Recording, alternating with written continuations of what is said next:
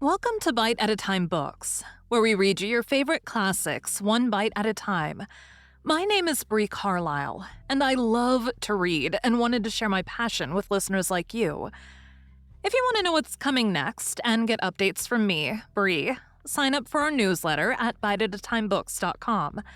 Be sure to follow the show on your favorite podcast platform so you get all the new episodes.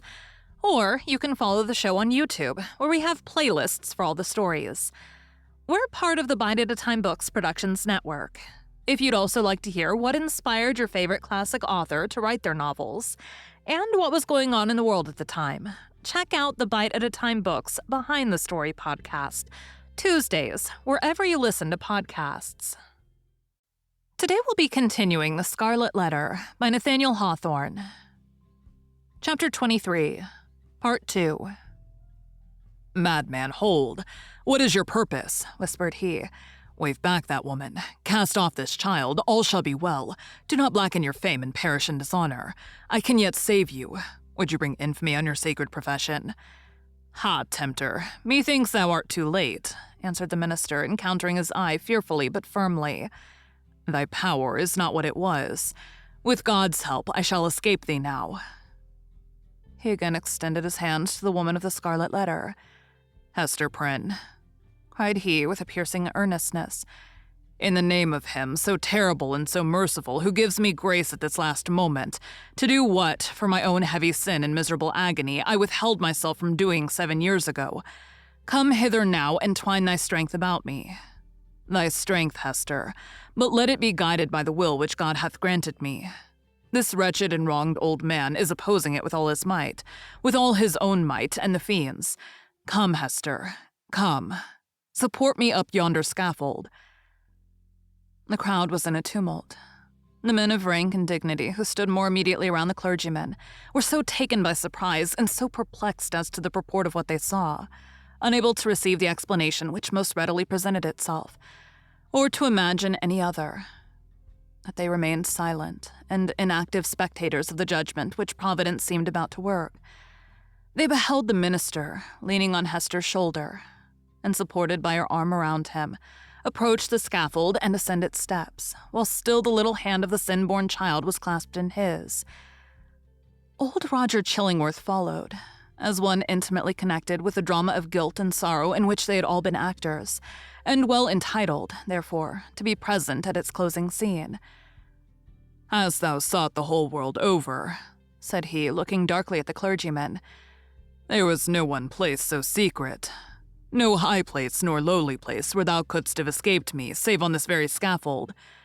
Thanks be to him who hath led me hither," answered the minister. Yet he trembled, and turned to Hester with an expression of doubt and anxiety in his eyes, not the less evidently betrayed that there was a feeble smile upon his lips. "Is not this better," murmured he, "than what we dreamed of in the forest?" I know not, she hurriedly replied. "Better? Yea, so we may both die, and little Pearl die with us." "For thee and Pearl, be it as God shall order," said the minister, "and God is merciful. Let me now do the will which he hath made plain before my sight. For Hester, I am a dying man, so let me make haste to take my shame upon me." Partly supported by Hester Prynne, and holding one hand of little Pearl's, the Reverend Mr. Dimsdale turned to the dignified and venerable rulers, to the holy ministers who were his brethren, to the people whose great heart was thoroughly appalled, yet overflowing with tearful sympathy, as knowing that some deep life matter, which, if full of sin, was full of anguish and repentance likewise, was now to be laid open to them. The sun, but little past its meridian, shone down upon the clergyman, and gave a distinctness to his figure as he stood out from all the earth to put in his plea of guilty at the bar of eternal justice. "People of New England," cried he with a voice that rose over them, high, solemn, and majestic, yet had always a tremor through it, and sometimes a shriek, struggling up out of a fathomless depth of remorse and woe. "Ye that have loved me, ye that have deemed me holy, behold me here, the one sinner of the world, at last, at last. I stand upon the spot where 7 years since I should have stood. Here with this woman whose arm, more than the little strength wherewith I have crept hitherward, sustains me, at this dreadful moment, from groveling down upon my face.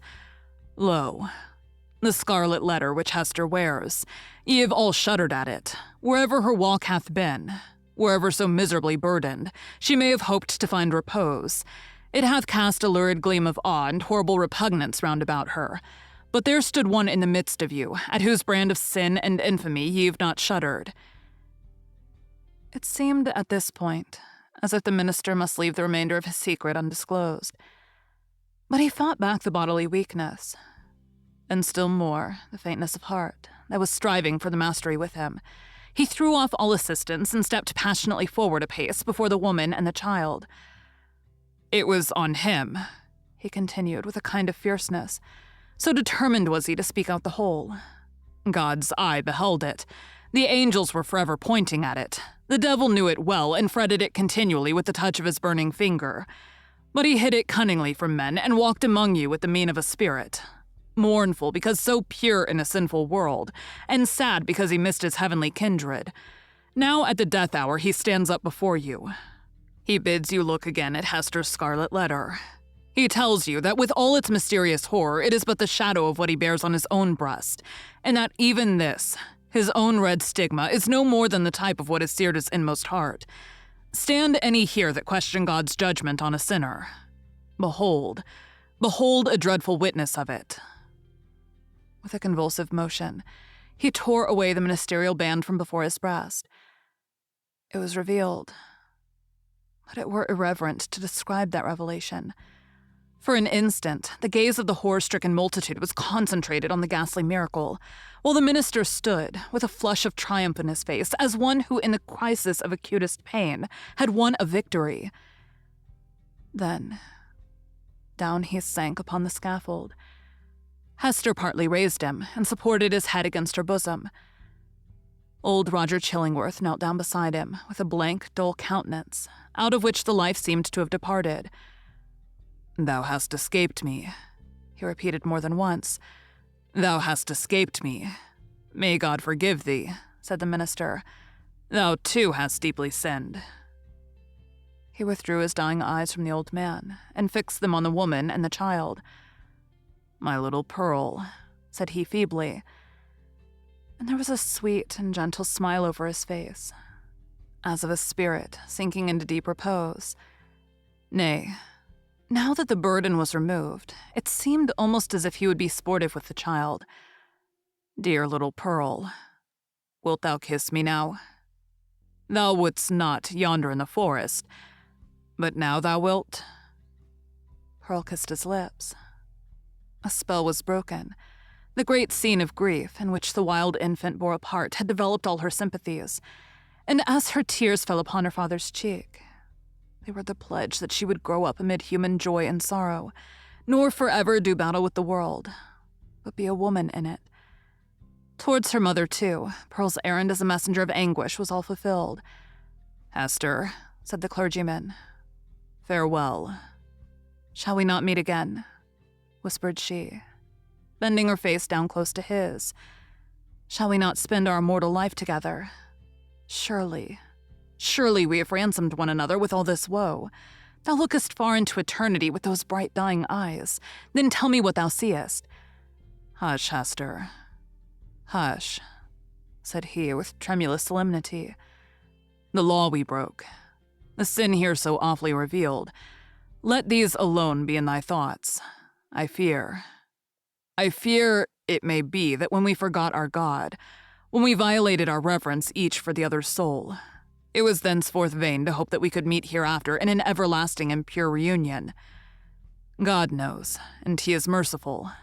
He hath proved his mercy most of all in my afflictions, by giving me this burning torture to bear upon my breast, by sending yonder dark and terrible old man to keep the torture always at red heat, by bringing me hither to die this death of triumphant ignominy before the people.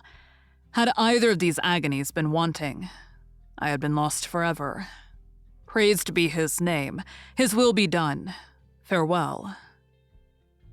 That final word came forth with the minister's expiring breath. The multitude, silent till then, broke out in a strange, deep voice of awe and wonder, which could not as yet find utterance, save in this murmur that rolled so heavily after the departed spirit. Thank you for joining Bite at a Time Books today, while we read a bite of one of your favorite classics. Again, my name is Bree Carlile, and I hope you come back tomorrow for the final bite of the Scarlet letter. Don't forget to sign up for our newsletter at biteatatimebooks.com. You can check out the show notes or our website, biteatatimebooks.com, for the rest of the links for our show. We'd love to hear from you on social media at Bite at a Time Books.